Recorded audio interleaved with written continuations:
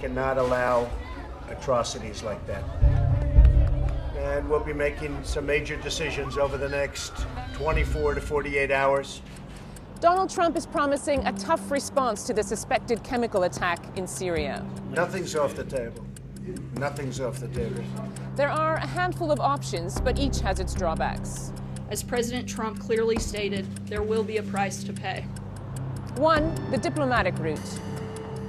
We must not overlook Russia and Iran's roles in enabling the Assad regime's murderous destruction. Trump could explore sanctions on not only Syria, but also on its allies, Russia and Iran. We have reached the moment when the world must see justice done. And his team at the UN has been trying to revive an international panel to investigate chemical attacks. Our military specialists have visited this place. They did not find any trace of chlorine or any other chemical substance used against civilians. But Russia is blocking that move with a counter-proposal. It doesn't want the panel to be able to assign blame.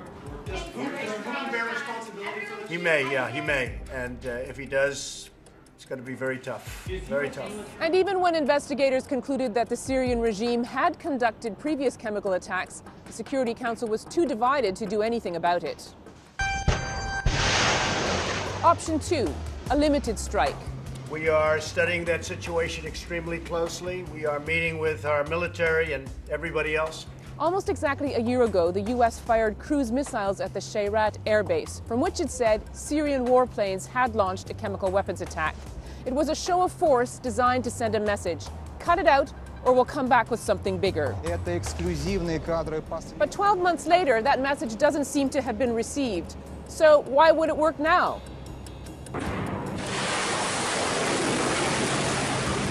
Option 3, something bigger.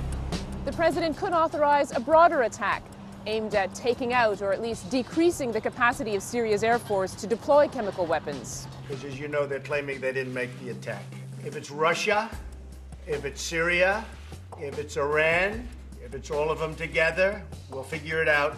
But that's complicated because Russia's military supports President Assad. So the U.S. runs the risk of sparking a wider confrontation. And we'll also be discussing with our allies what action is necessary. And then there's the question of a coalition. France and Britain have called for a strong, joint, robust response. But how far are they willing to go? And how much does it matter to a U.S. president who's time and time again said he's willing to act alone? You don't see things like that, as bad as the news is around the world, you just don't see those images. But here's the bigger picture. A strike is not a strategy, and the U.S. really has to sort out its long-term policy in Syria. Just days ago, the president called for a quick exit, now that the Islamic State group has nearly been defeated there. We'll be coming out of Syria like very soon. Let the other people take care of it now. So the question now is, how will Trump balance his desire to pull out of Syria when his options could draw the U.S. further in?